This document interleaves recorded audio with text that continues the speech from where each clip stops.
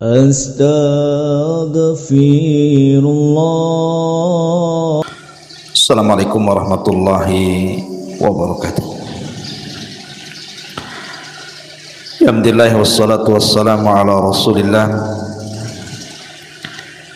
wa ala alihi wa sahbihi wa mawalah wa la hawla wa la quwwata illa billahi wa ba'du. Alhamdulillah, di pagi menjelang siang ini kita bisa duduk untuk bertalabul ilmi walaupun di luar diguyur hujan, tapi tidak mematahkan semangat kita untuk bertalabul ilmi.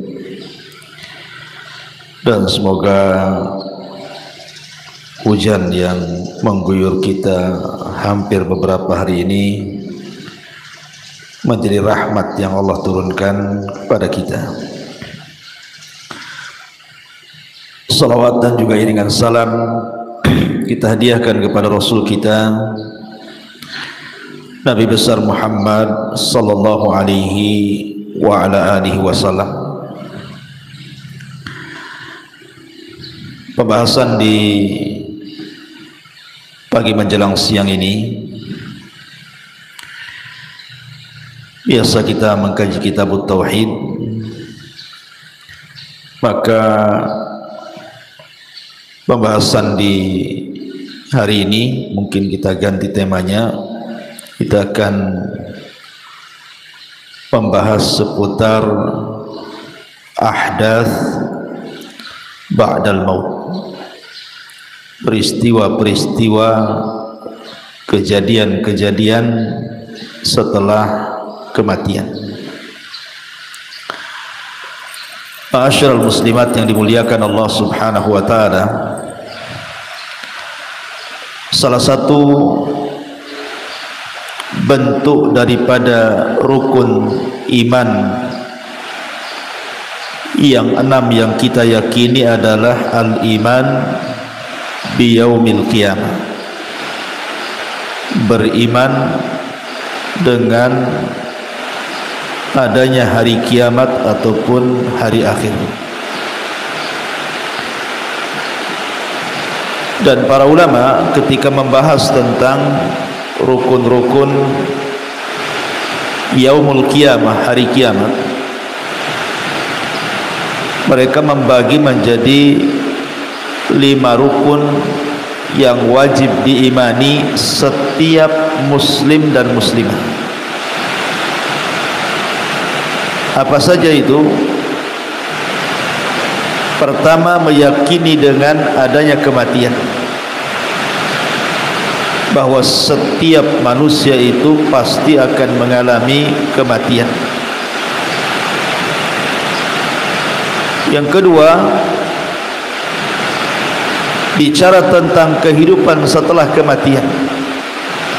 Maksudnya bicara tentang alam barzakh, alam kubur, bahwa setiap manusia akan melewati alam kubur.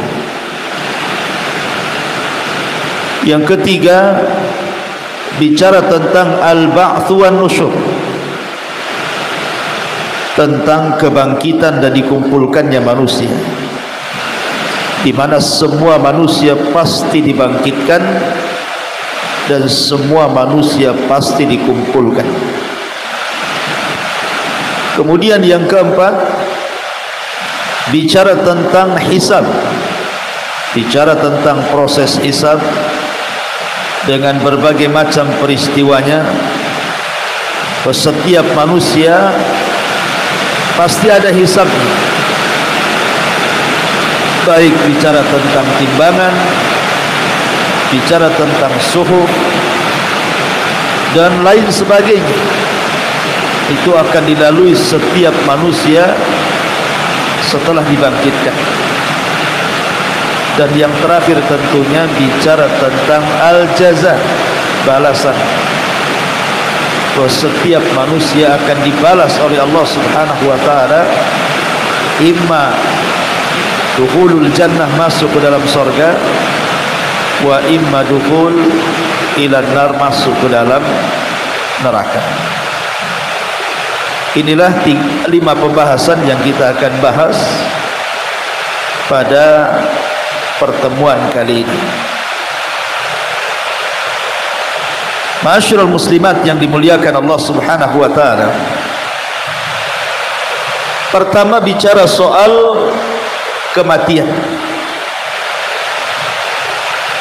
Di dalam Al-Quran Allah Subhanahu wa taala mengatakan kullu nafsin dha'iqatul maut.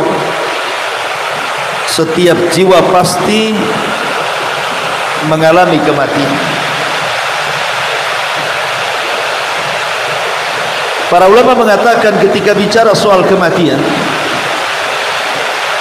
bahwa kematian itu sesuatu yang merupakan kepastian.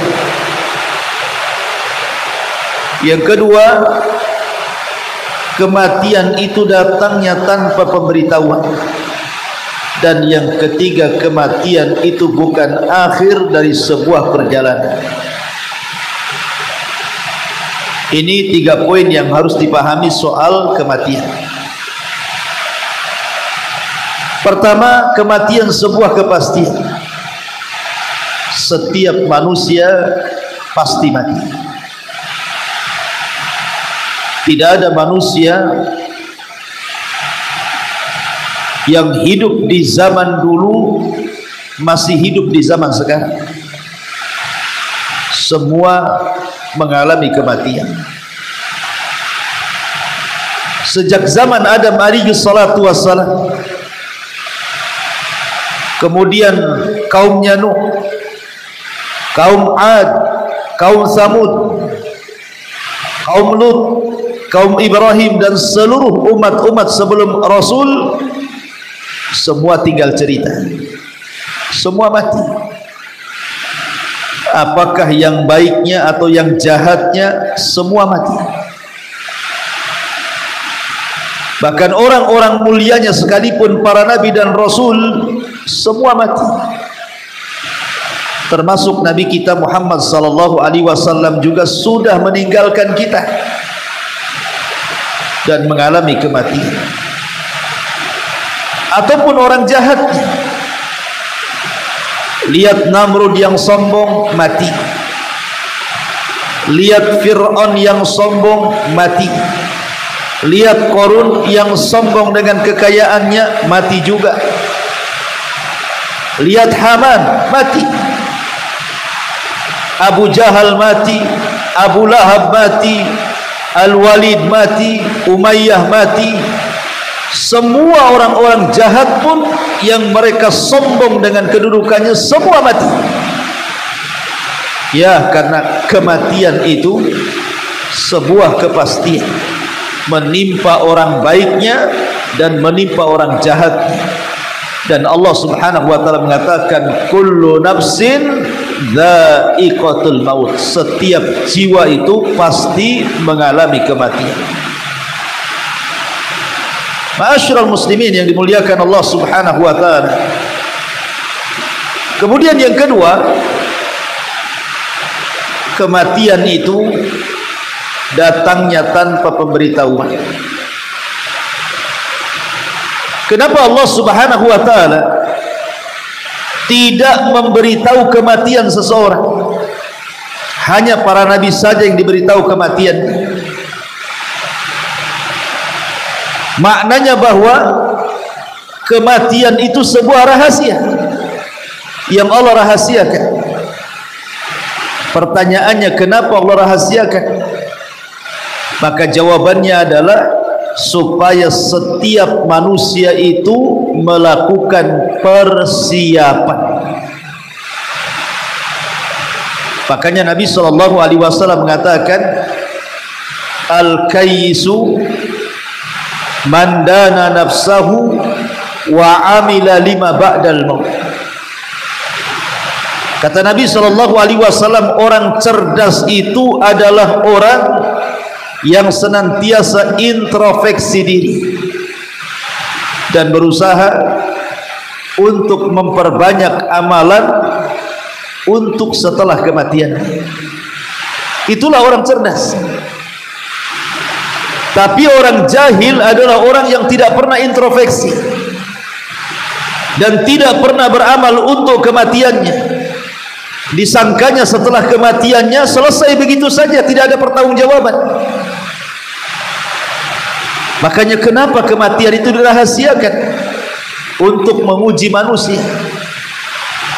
Apakah manusia itu mau persiapan untuk setelah kematiannya, ataukah justru manusia itu hidupnya berleha-leha, tidak peduli bahwa ada peristiwa setelah kematian.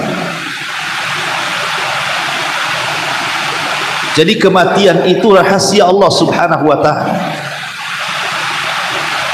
Jadi kematian merupakan sebuah kepastian, dan kematian juga datangnya tanpa pemberitahuan.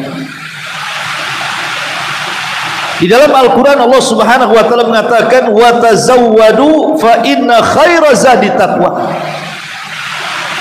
Berbekalah kalian, karena tidak ada bekal terbaik di dunia ini melebihi takwa kepada Allah Subhanahu wa ta'ala.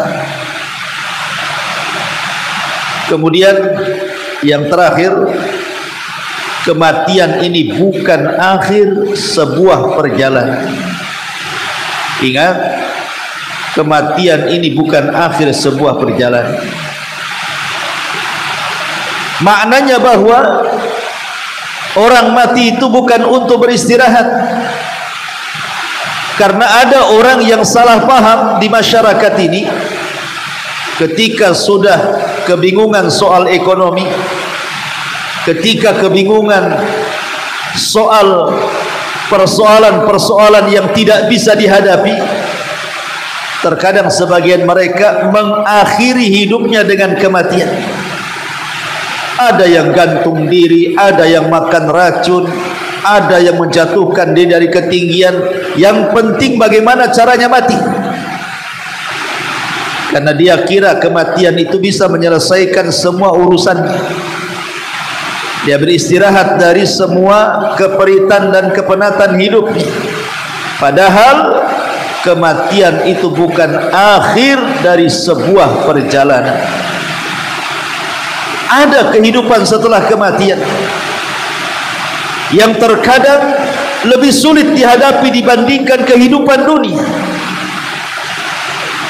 Makanya ketika seorang muslim meyakini betul bahwa kematian sebuah kepastian, datangnya tanpa pemberitahuan, dan ia bukan akhir dari sebuah perjalanan, maka saya yakin orang ini akan persiapan.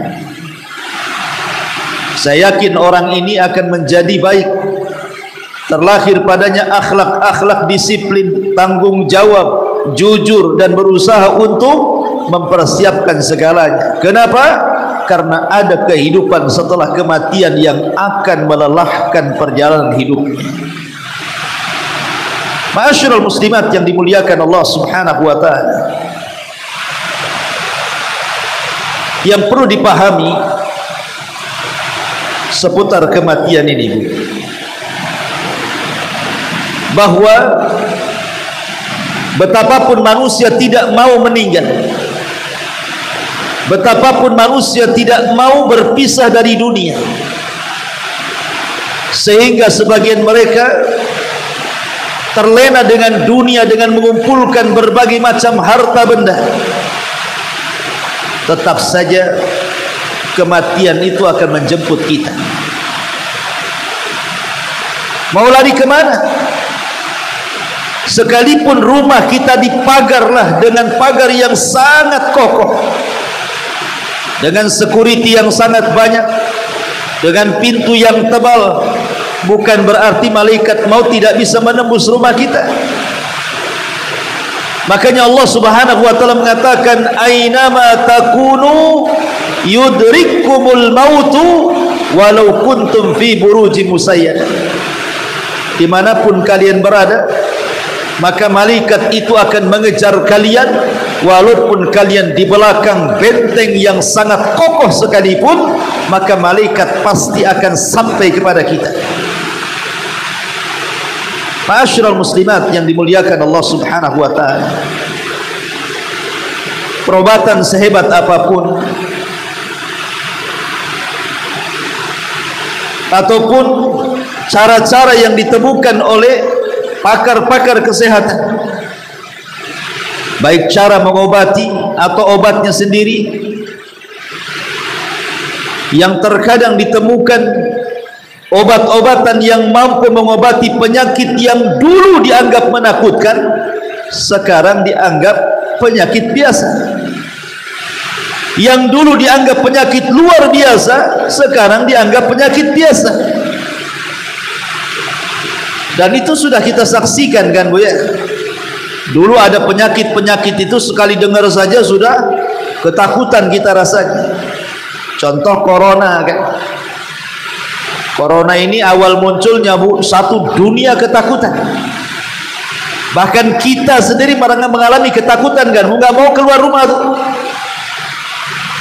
Ada orang batuk sedikit di warung, bubar semuanya, takut kena corona. Ada orang yang bersin sedikit langsung menghindar, takut kena corona. Coba sekarang Bu, biasa saja orang tuh. Ya ke pasar biasa, ya jalan biasa, ya di bus biasa, di pesawat biasa, biasa saja. Kenapa? Alasannya sudah divaksin, vaksinnya sudah 3 kali, sudah booster. Bu, kematian itu tidak bisa ditangkal booster. Mau divaksin 100 kali pun Bu, kalau kematian sudah datang itu percuma tuh vaksin. Mau didatangkan dokter tingkat internasional untuk mengobati dan mengoperasi orang sakit, kalau datang matinya tidak akan sanggup dia mengobati. Kenapa? Karena kematian itu sebuah kepastian. Tidak bisa kematian ditangkal oleh obat. Tidak bisa kematian ditangkal oleh operasi, oleh dokter hebat pun, bahkan dokternya sendiri yang mati. Saya itu punya kawan Bu, seorang dokter. Wah, kalau cerita kesehatan nomor 1 tuh. Masih muda, usianya 30 tahun ke atas saja, belum 40 tahun Bu. Terakhir sampailah ke telinga saya Bu, kabar inna lillahi wa inna ilaihi raji'un. Mati duluan, dokternya mati duluan. Padahal belum 40 tahun usianya, tiap hari dia mengobati orang.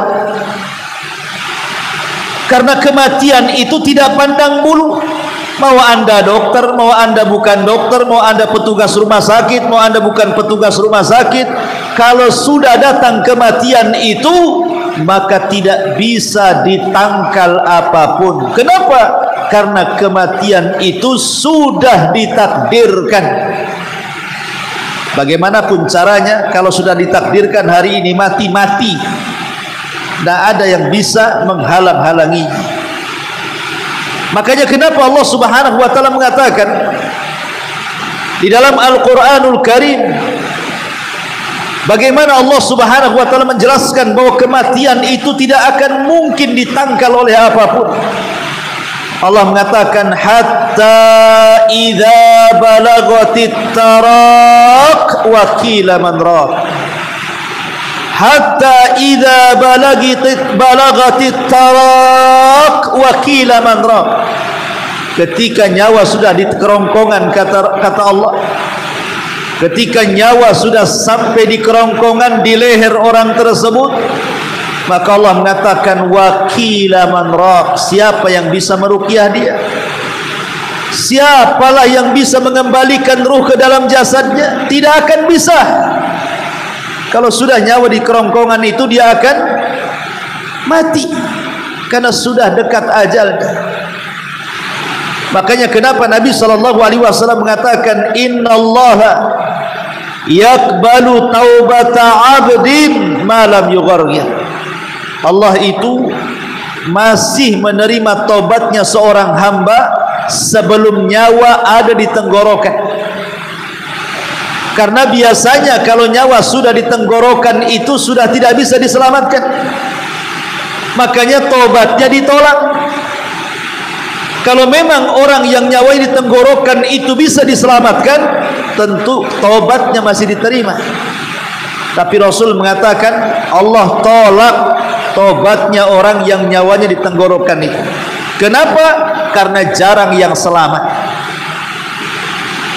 Ma'asyiral muslimat yang dimuliakan Allah Azza wa Jalla, inilah yang pertama, beriman dengan kematian. Dan kematian itu adalah kiamat kecil yang jelas dan pasti terjadi. Kata Nabi sallallahu alaihi wasallam, "Idza mata ahadukum qamat qiyamatuh." Kalau seandainya salah seorang di antara kalian mati, maka telah tegaklah kiamat kepadanya. Ma'asyiral muslimat yang dimuliakan Allah Subhanahu wa taala. Ini yang pertama. Yang kedua, bahwa setiap manusia pasti melewati apa yang disebut dengan alam barzah. Barzah itu artinya benteng, dinding pemisah alam kita dengan alam kubur, itu disebut barzah namanya. Bicara tentang alam barzah, ada hadis yang panjang sekali, Bu. Hadis dari Bara ibn Azib radhiyallahu anhu. Hadis Bara ibn Azib radhiyallahu anhu. Bara bin Azib ini bercerita, jadi ketika Nabi SAW sedang menguburkan salah seorang sahabat Rasul, itu lubang galian belum selesai. Akhirnya kemudian Nabi SAW duduk bersama para sahabat bicara soal kematian seorang mukmin dan kematian orang kafir. Kemudian Nabi SAW mengatakan kepada para sahabatnya, sesungguhnya kalau orang sudah mau meninggalkan dunia dan menghadap akhirat, maka akan turun malakul maut kepada orang yang sedang sakaratul maut itu, dan bersamanya beberapa para malaikat yang membawa kain kafan dari sorga dan minyak wangi dari sorga, serta membisikkan di telinganya, wahai jiwa yang tenang, keluarlah kepada keridhaan Allah dan kepada kesukaan Allah Subhanahu wa taala. Akhirnya ruhnya seorang mukmin ini, Bu, sedikit demi sedikit akan keluar, sampai-sampai Nabi SAW mengistilahkan seperti air yang keluar terakhir dari mulut teko. Ibu perhatikan, Bu, botol teko tuh, tempat minum itu kalau banyak airnya kemudian ditumpahkan tuh deras sekali, Bu. Tapi kalau seandainya air dalam teko itu tinggal satu tetes, kemudian dituangkan, pasti yang satu tetes itu akan mengalir dengan lembut dari dalam teko sedikit demi sedikit, pelan-pelan, kemudian masuk ke mulut teko, kemudian akan keluar menetes, dan itulah tetesan terakhir air dalam teko. Nabi SAW mengistilahkan begitulah ruhnya seorang mukmin dicabut oleh malaikat seperti air yang keluar yang terakhir dari mulut teko, dengan halusnya mulai dari ujung jari manusia, kemudian terus naik sampai di tenggorokan, dengan lembutnya ruh itu keluar, kemudian keluar dari mulutnya. Ketika malakul maut mencabut ruhnya seorang mukmin dari mulutnya, maka ruh itu diletakkan di kain kafan dari sorga dengan penuh wewangian yang harumnya luar biasa sampai membumbung ke langit, sehingga malaikat yang di langit bertanya-tanya, itu ruhnya siapa itu? Maka malaikat penghantar ruhnya seorang mukmin mengatakan, itu ruhnya fulan ibn fulan, disebut namanya terbaik. Kemudian diangkat ke langit, maka pintu langit pertama dibuka, pintu langit kedua dibuka, pintu langit ketiga dibuka, sampai langit ketujuh.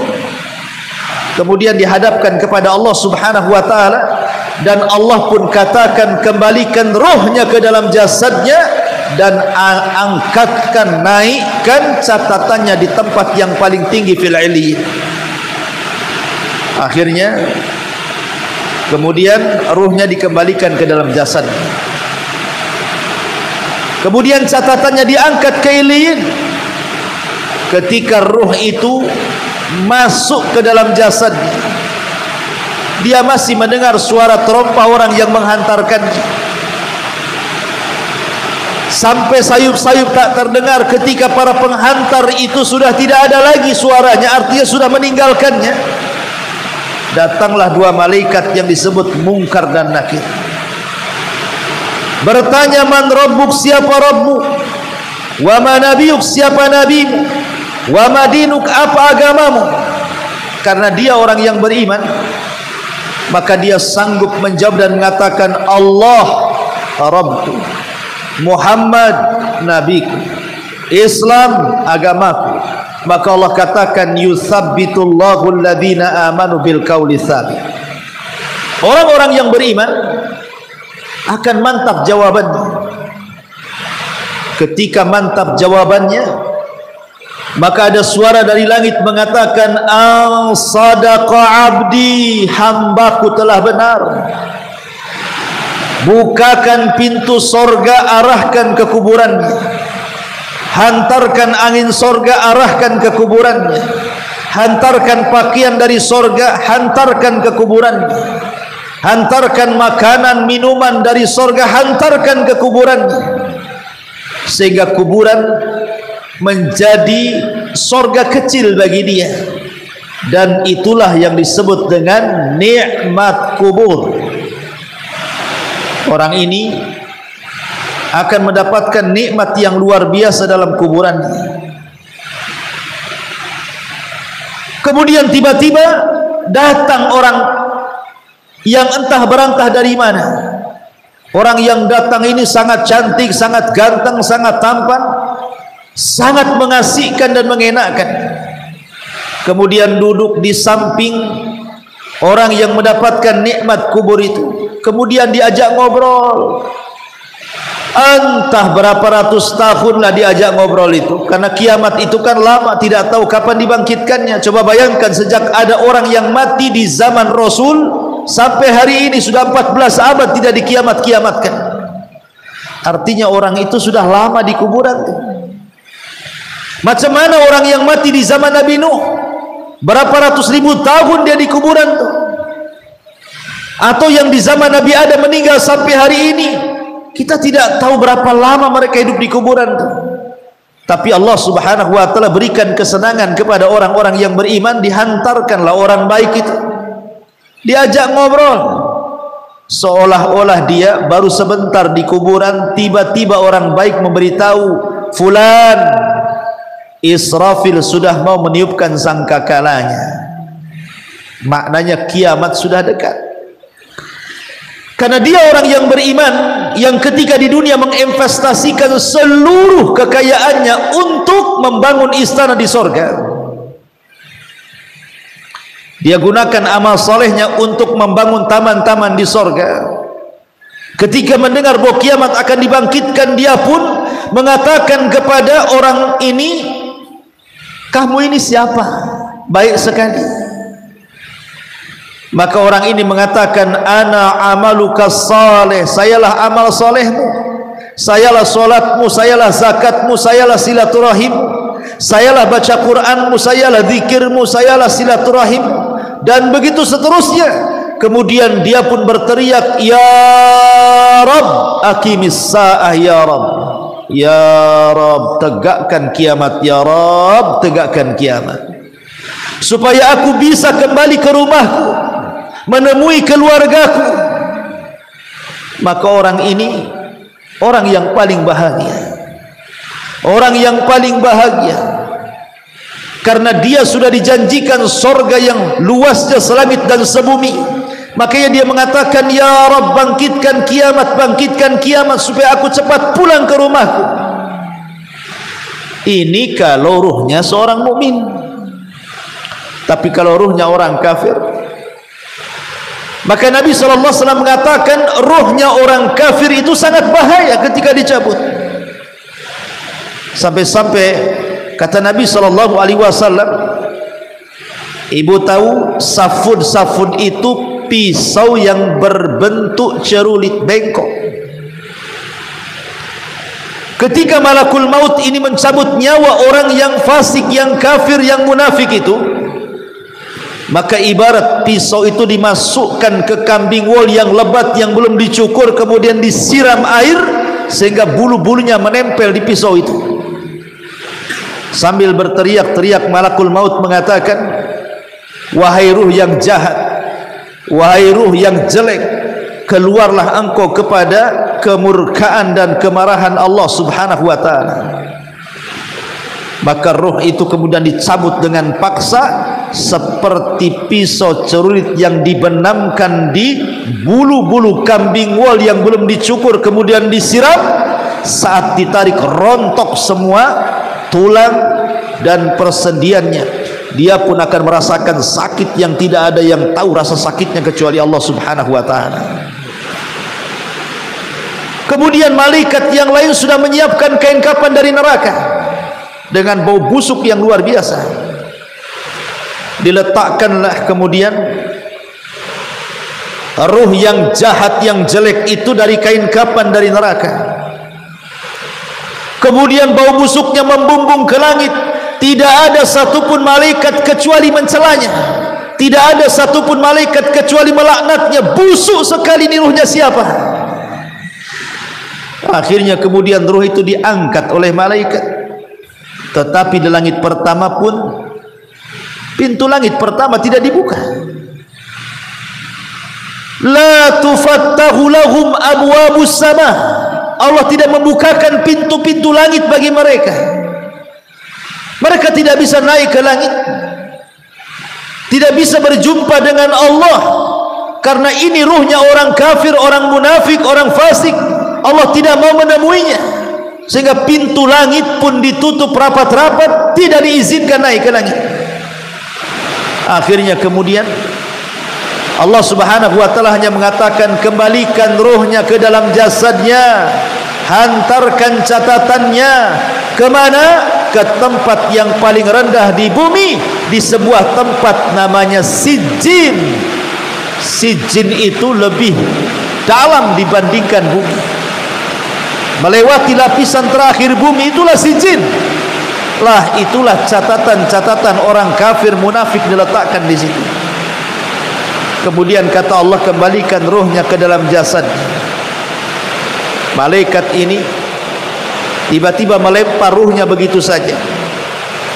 Bayangkan kalau seandainya ibu jatuh dari ketinggian 15-20 meter saja, kemudian jeduk ke tembok, apa enggak sakit semua tuh? Itulah ruh yang dijatuhkan dari langit. Ketika kembali ke bumi, menyatu dengan jasadnya, itu sama dengan orang yang jatuh dari ketinggian bermeter-meter tuh. Apa enggak remek semua badannya tuh? Apa enggak patah semua tulangnya? Apa enggak copot semua persendiannya? Maka dia pun menjerit-jerit di kuburannya karena kesakitan, seolah-olah jatuh dari ketinggian. Belum selesai dia merasakan sakit dari jatuhnya, tiba-tiba Mungkar dan Nakir datang dan mengatakan, man rabbuka, siapa Rabbmu, wa man nabiyuka, siapa nabimu, wa madinuka, apa agamamu. Karena dia orang kafir munafik, mana bisa jawab? Pertanyaan ini tidak bisa dijawab karena hafalan. Walaupun di dunia sudah hafal, di akhirat belum tentu hafal. Ketika ditanya man rabbuk, siapa Rabbu, dia mengatakan la adri. Aku tidak tahu, aku tidak tahu, katanya. Ketika ditanya wa man nabiyuk, siapa nabimu, dia pun mengatakan la adri, aku tidak tahu, aku tidak tahu.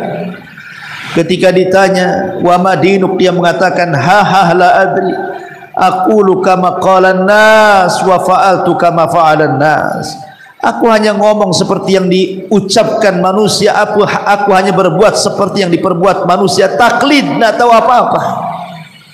Maka dia pun akan dipukul dengan sebuah gada yang sangat besar, yang kalau seandainya gada itu dipukulkan di gunung Uhud, hancur tuh berantakan gunung Uhud itu. Macam mana kalau palu itu letakkan di kepala kita? Maka ketika itu Allah mengatakan, am kadzaba abdi, hambaku telah berdusta. Sempitkan kuburannya kepadanya, hantarkan ular, kalajengking dan berbagai macam hewan buas ke dalam kuburannya, siksa dia. Subhanallah. Maka ketika itu Allah mengatakan, bukakan pintu neraka, hembuskan panas neraka ke dalam kuburannya, hantarkan azab-azab neraka ke dalam kuburannya, hantarkan keperitan, ketakutan neraka ke dalam kuburannya. Maka ketika itu dia mengalami ketakutan yang hebat. Itulah yang disebut dengan azab kubur namanya. Dari sini kita tahu bahwa dari hadis Bara' bin Azib radhiyallahu an, ada 3 peristiwa penting di alam barzakh. Pertama, su'alul malaikah, pertanyaan malaikat Munkar dan Nakir yang disebut dengan fitnah kubur. Yang kedua, orang yang lepas dari fitnah kubur mendapatkan nikmat sorga, itulah disebut dengan nikmat kubur. Yang ketiga, orang yang tidak lepas daripada pertanyaan itu, dia tidak bisa menjawab, kemudian disiksa, akhirnya dia merasakan siksaan yang luar biasa, itulah disebut dengan azab kubur. Tapi di sana ada peristiwa yang keempat yang disebut Dhaghtatul Qabri. Apa Dhaghtatul Qabri itu? Himpitan tanah kubur yang akan meretakkan tulang dan persendian manusia, siapapun yang dihimpit tanah kubur itu. Tapi ini hanya berlaku kepada orang-orang kafir, munafik dan fasik saja. Orang-orang yang beriman dihimpit tetapi tidak merasakan apapun, seolah-olah dia sedang dipeluk oleh ibunya. Tetapi itulah proses yang akan dialami setiap manusia dalam kuburan. Himpitan kubur, fitnah kubur, azab kubur, ataupun nikmat kubur. Ma'asyiral muslimin yang dimuliakan Allah subhanahu wa ta'ala, ketika kemudian orang ini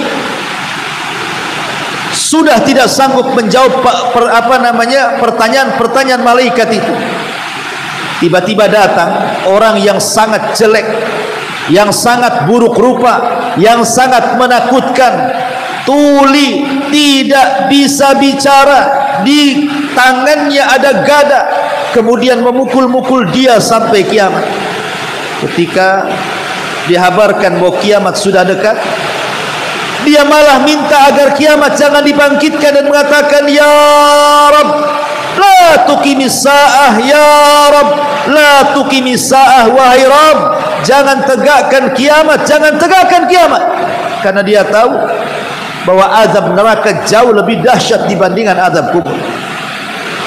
Karena azab kubur itu Allah bahasakan dengan azabul adna, dan azab akhirat Allah bahasakan dengan azabul akbar. Makanya dia tahu ini azab rendah. Ketika ia dengar kiamat mau dibangkitkan, maka dia mengatakan, jangan kau bangkitkan kiamat, jangan kau bangkitkan kiamat ya Allah. Ma'asyiral muslimat yang dimuliakan Allah subhanahu wa ta'ala, inilah peristiwa di alam barzakh. Kemudian kita masuk pada peristiwa yang ketiga, masuk pada peristiwa al-ba'tsu wan nusyur. Al-ba'tsu itu artinya kebangkitan, an-nusyur itu manusia dikumpulkan. Ketika Allah subhanahu wa ta'ala mengutus Nabi sallallahu alaihi wasallam, maka ketika itulah Israfil kemudian sudah mulai meletakkan moncong trompetnya di lisannya. Sampai-sampai Nabi sallallahu alaihi wasallam merasakan hal itu. sehingga Rasul tidak enak tidur, tidak enak makan, tidak enak minum, tidak enak segala-galanya, hidupnya murung, sedih dan begitu seterusnya. Sehingga sahabat bertanya, ada apa engkau hai Rasul? Kenapa engkau murung seperti itu? Maka Nabi SAW mengatakan, kaifa un'am wa qad iltaqama sahibu qarnin qarnan. Bagaimana aku bisa nikmat hidup, kata Rasul, sementara Israfil sudah meletakkan moncong sangkakalanya. Bagaimana aku bisa nikmat tidur, bisa nikmat makan, bisa nikmat minum, bisa nikmat segala-galanya, sementara Israfil sudah meletakkan moncongnya di mulut. Artinya Israfil tinggal menunggu izin dari Allah, suruh meniup maka dia akan tiup. Subhanallah. Kenapa Israfil baru meletakkan moncongnya saat diutusnya Nabi SAW? Ya, karena Nabi itu Nabi terakhir. Karena sudah tidak ada Nabi setelah Nabi SAW. Ya, karena umat Rasul itu umat terakhir, dan tidak ada umat setelah umat Nabi SAW. Maknanya diutusnya Rasul itu sudah jadi tanda-tanda kiamat kecil. Makanya Rasul mengatakan, ana wasa'ati kahataini, kata Rasul, aku dan kiamat itu seperti dua jari, saking dekatnya. Makanya Israfil sudah mulai menanamkan trompetnya di mulut. Ma'asyiral muslimat yang dimuliakan Allah Subhanahu wa taala, ketika kemudian betul-betul kiamat dikiamatkan, Allah perintahkan Israfil untuk meniup sangkakala. Apa yang terjadi? Maka Allah mengatakan, al-qari'atu mal-qari'ah. Muncul suara dari moncong trompet Israfil itu, suara yang memekikkan, suara yang menghancurkan gendang-gendang telinga, suara yang menjadikan manusia mati karena mendengarnya. Suara itu membuat gunung-gunung hancur. Suara itu membuat bumi menjadi gempa. Suara itu membuat bintang-bintang berjatuhan. Kemudian air yang di lautan diluapkan. Kemudian langit digulung. Kemudian matahari digabungkan dengan bulan. Dan macam-macam peristiwa hari kiamat. Sehingga tidak ada yang hidup, manusia mati, jin mati, malaikat mati. Wa yabqa wajhu rabbika dzil jalali wal ikram, kecuali Allah Subhanahu wa taala. Subhanallah. Ya. Hari yang menakutkan, hari kiamat. Kemudian setelah 40, tidak tahu 40 hari, 40 bulan, 40 tahun, maka Allah Subhanahu wa taala perintahkan Israfil untuk meniupkan sangkakala yang kedua kali. Itulah yang disebut dengan tiupan kebangkitan dan tiupan pengumpulan manusia.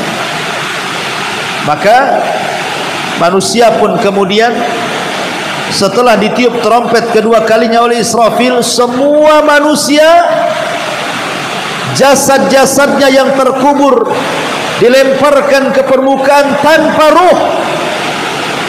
Di mana sebelumnya Allah Subhanahu wa taala berikan hujan yang sangat deras. Kemudian air hujan itu menembus setiap tulang ekor manusia yang Allah tidak hancurkan. Kemudian dari tulang ekor itulah akhirnya manusia diciptakan kembali. Kemudian setelah diciptakan kembali, mereka menjadi jasad. Kemudian setelah jadi jasad, mereka dilempar ke permukaan. Kemudian setelah semua berada di permukaan bumi mahsyar, maka Allah Subhanahu wa taala perintahkan ruh untuk masuk ke jasadnya masing-masing. Wa idzan nufusu zuwizat, apabila ruh digabungkan kembali dengan jasad, maka ruhnya orang-orang yang beriman yang diletakkan di Iliyin semua keluar, kemudian melesat ke jasad-jasadnya masing-masing. Adapun ruhnya orang-orang kafir, orang-orang munafik yang diletakkan di Sijin, semua keluar, kemudian melesat masuk ke jasadnya masing-masing. Kemudian ketika mereka hidup, orang-orang kafir, orang-orang munafik bingung harus kemana mereka mengarah. Ada yang lari ke timur, ke selatan, ke barat, ke utara, seperti laron yang berhamburan, seperti belalang yang berterbangan, tidak tahu mana arah dituju. Yauma yafirrul mar'u min akhi wa ummihi wa abi wa sahibatihi wa bani likulli imri'in minhum yauma idzin sya'nu yughni. Pada hari di mana orang lari dari saudaranya, di mana orang lari dari ibu bapaknya, di mana orang lari dari anak dan pasangannya, karena semua sibuk masing-masing ingin menyelamatkan dirinya masing-masing. Itulah hari yang disebut dengan al-ba'tsu wan nusyur, hari tentang kebangkitan dan dikumpulkannya manusia. Ini proses yang ketiga. Kemudian proses yang keempat, inilah peristiwa sebelum dan sesudah hisab. Sebelum dan sesudah hisab. Apa saja peristiwa-peristiwa sebelum dan sesudah hisab itu? Pertama, manusia saat dibangkitkan, manusia kehausan. Mereka mencari minuman, dan setiap para nabi sudah menunggu di telaganya masing-masing. Maka manusia akan mendatangi setiap nabinya, kemudian akan minum dari telaganya.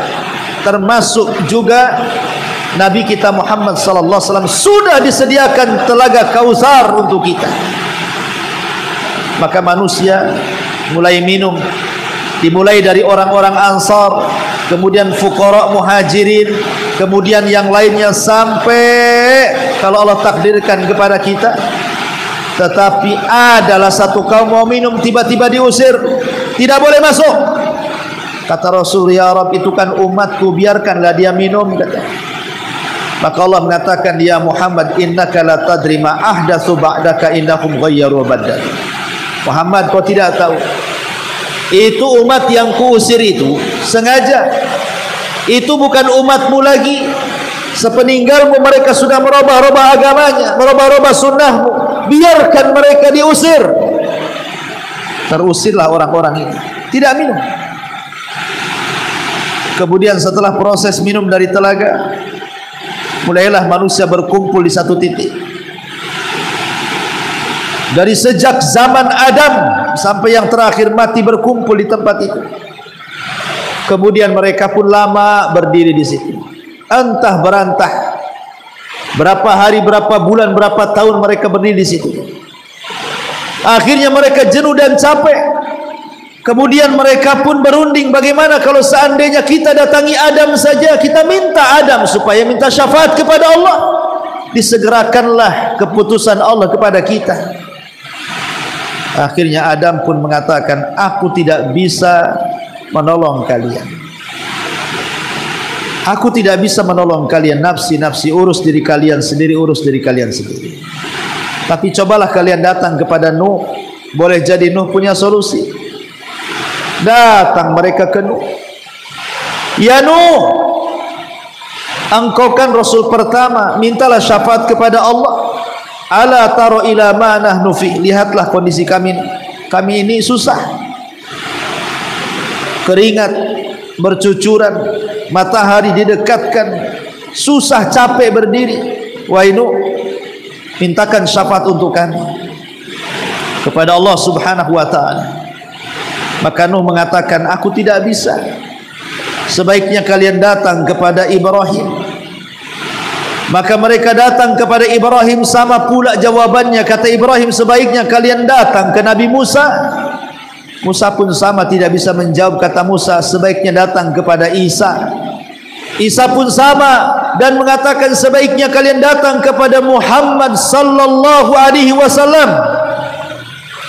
Akhirnya mereka pun datang kepada Nabi kita Muhammad sallallahu alaihi wasallam. Maka Rasul mulai menghadap Allah dengan sujud yang lama di bawah arasy. Sampai akhirnya entah berapa lama Rasul sujud, Akhirnya Allah datang menemui Rasul dan mengatakan, irfa ra'saka ya Muhammad, sal tu'ta qul tusma isfa tushaffa. Muhammad, angkatlah kepalamu, kau bicara, aku dengar. Kau minta, aku beri. Kau minta syafaat, aku beri kau syafaat. Dari situ Nabi SAW satu-satunya Nabi yang akan memberikan syafaatul uzma yang tidak diberikan kepada nabi-nabi yang lain. Setelah proses syafaat, maka manusia akan dikumpulkan di satu tempat yang disebut dengan ardul a'mal. Akan ditampakkan amalan dia, amalannya akan ditampakkan. Setelah amalannya ditampakkan, sampai-sampai ada orang yang membawa 99 catatan. Kemudian Allah mengatakan, bentangkan catatanmu. Maka satu catatan dibentang, rupanya sejauh mata memandang. Isinya kesalahan dia semua. Tidak ada kebaikan satupun dalam catatannya itu. Sementara catatannya sejauh mata memandang pula. Akhirnya ketika Allah mengatakan, halaka min hasanah, apakah engkau punya kebaikan? Dia mengatakan, ya Rabb, kalaupun aku punya kebaikan, buat apalah dengan keburukan yang banyak ini, katanya. Sudah down dulu, sudah kalah mental dulu. Kenapa? Karena semua catatannya buruk, semua tidak ada yang baik. Itu disebut ardul a'mal. Baru setelah itu proses hisab, di mana proses hisab ini menjadi khilaf para ulama tentang 3 perkara: hisab, timbangan, pembagian catatan. Mana yang lebih dulu? Ulama berselisih pendapat. Apakah hisab dulu, kemudian pengambilan catatan, kemudian timbangan, ataukah timbangan dulu, kemudian hisab, kemudian mengambil catatan, ataukah mengambil catatan dulu, kemudian hisab, kemudian timbangan? Wallahu a'lam. Antara 3 perkara ini bisa dibolak-balik, menjadi khilaf para ulama mana yang lebih dahulu. Tapi yang jelas bahwa ini akan terjadi proses hisab. Dan hisab ada 2, ada hisab yang mudah, ada hisab yang sulit. Kemudian juga pengambilan catatan, ada yang dengan tangan kanannya, dengan tangan kirinya, dan dengan tangan kiri balik punggung. Yang ketiga, orang yang melintasi titian siratal mustaqim, ada yang selamat, ada yang tidak. Timbangan, ada yang berat timbangannya, ada yang ringan timbangan. Pokoknya 3 perkara ini pasti dilalui manusia. Baru setelah selesai itu terjadi apa? Terjadi qisas sebelum titian siratal mustaqim. Qisasnya orang kafir dengan orang kafir, atau orang kafir kepada orang Islam, atau orang Islam kepada orang kafir, atau manusia kepada binatang, atau binatang kepada manusia. Maka itu qisasnya sebelum titian siratal mustaqim. Baru setelah itu dibentangkan titian siratal mustaqim. Ada yang berhasil melewati, ada yang tidak. Ada yang jatuh, ada yang tidak. Sampai-sampai dijelaskan, ada yang seperti kilat, ada yang seperti kuda balap, ada yang seperti lari kencang, dan begitu seterusnya. Tapi ada yang merangkak kemudian tiba-tiba jatuh dan tidak pernah bisa diselamatkan. Ini titian mengkhawatirkan dan menakutkan sekali. Dan orang-orang apabila berhasil meniti itu, belum tentu mereka sudah selamat dan masuk ke dalam surga. Kenapa? Karena ada kisos kedua kalinya. Di mana? Di Qantoroh, ujung daripada titian siratal mustaqim. Di Qantoroh inilah terjadi kisos antar orang-orang yang beriman. Kalau dulu di dunia orang yang zalim dan orang yang dizalimi terkadang tidak ketemu, maka di Qantoroh ini akan dipertemukan orang yang zalim dan yang dizalimi. Kemudian saling tukar pahala, saling tukar dosa, naudzubillah. Ya, supaya ada keadilan, orang-orang yang ketika di dunia tidak mendapatkan keadilan karena orang yang menzalimi tidak diadab, maka disinilah terjadi keadilan.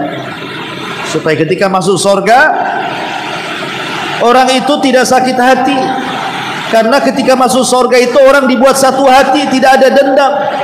Allah cabut wa naza'na min ghillin ikhwana, Allah cabut rasa dengki di surga sehingga mereka saling bersaudara. Tidak pernah mengingat lagi antara zalim dan yang dizalimi. Baru setelah itu maka manusia digiring ke pintu-pintu surga.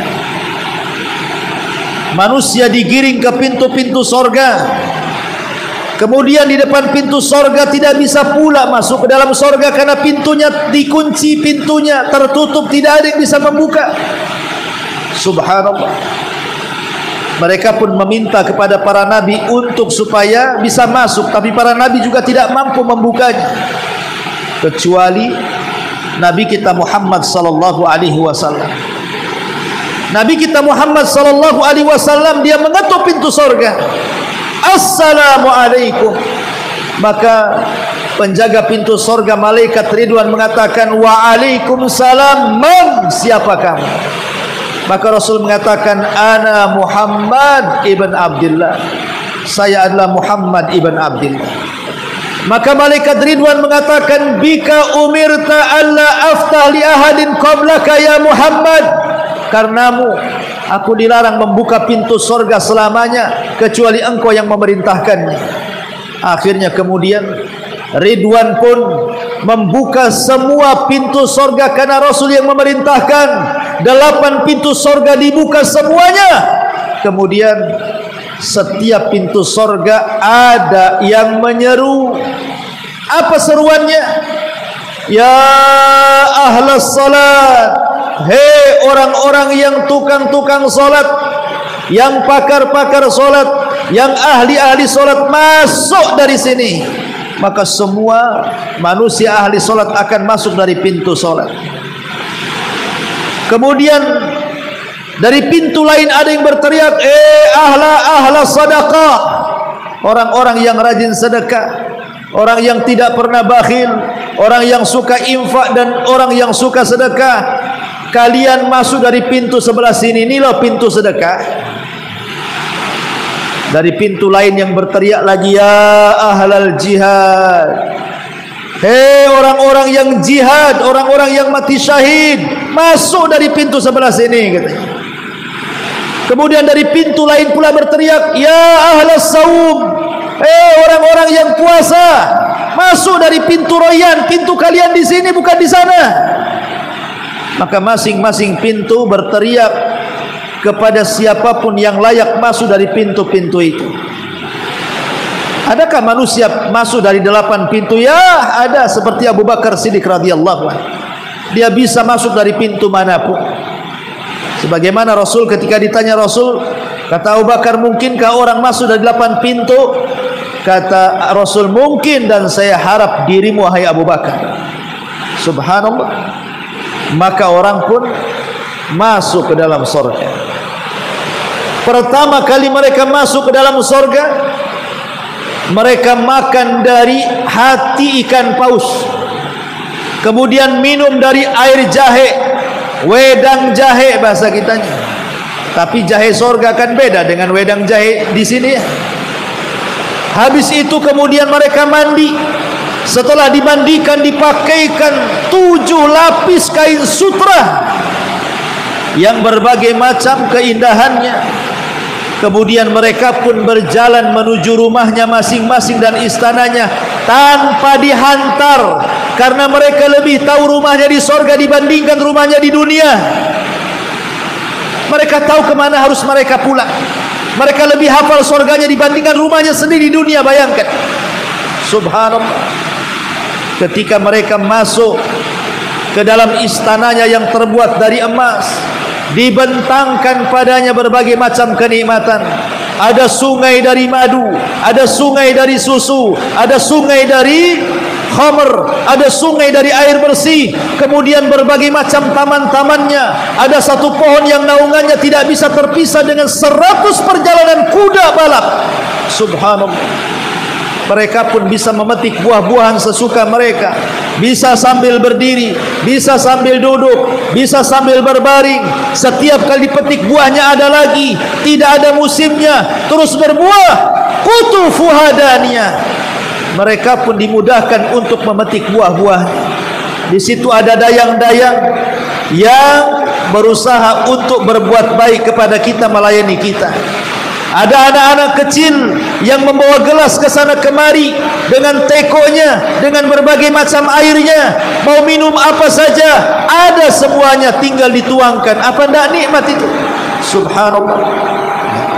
Ma'asyiral muslimat yang dimuliakan Allah Subhanahu wa taala. Mereka tidur disediakan dipan-dipan. Bagi laki-laki disediakan bidadari yang banyak. Bagi perempuan disediakan berbagai macam nikmat yang tidak bisa dilihat mata, didengar telinga, terlintas pun tidak bisa. Itulah al-jannah, surga. Subhanallah. Makanya Nabi SAW mengatakan, a'dadtu li ibadis salihin ma la ainun ra'at wala udhunun sami'at wala khatala ala qalbi bashar. Maka kami sudah kesiapkan kenikmatan yang tidak bisa dilihat mata, didengar telinga, terlintas pun tidak bisa. Saking nikmatnya surga yang Allah dan Rasulnya gambarkan kepada kita. Subhanallah. Inilah proses-proses yang disebut dengan al-iman biyaumil qiyamah. Beriman dengan kematian, beriman dengan proses kehidupan di alam kubur, beriman dengan kebangkitan dan pengumpulan manusia, peristiwa-peristiwa sebelum dan setelah hisab, kemudian diakhiri dengan al-jaza, balasan. Apakah layak masuk surga ataukah layak masuk neraka? Wallahu a'lam bishawab. Ini yang bisa sampaikan. Hujan makin lebat, entah terdengar atau tidak, mudah-mudahan terdengar. Dan kita juga berdoa kepada Allah Subhanahu wa taala, mudah-mudahan hujan makin lebat ini tidak membawa adab bagi kita, tetapi membawa rahmat bagi kita, sehingga hujan ini betul-betul menyuburkan tanah di sekitar kita. Dan kalaupun sekiranya membahayakan, maka kita berdoa, Allahumma hawalaina wala alaina. Ya Allah, pindahkan hujan ini, jangan dijadikan azab, tapi dijadikan rahmat kepada kami. Kalau toh sudah membahayakan, kirim saja ke gunung-gunung, ke hutan-hutan, ke tempat-tempat tumbuhnya pohon, sebagaimana Nabi sallallahu alaihi wasallam menganjurkan doa seperti itu. Subhanakallahumma wa bihamdika asyhadu an la ilaha illa anta astaghfiruka wa atubu ilaik. Allahu taala alam. Assalamualaikum warahmatullahi wabarakatuh.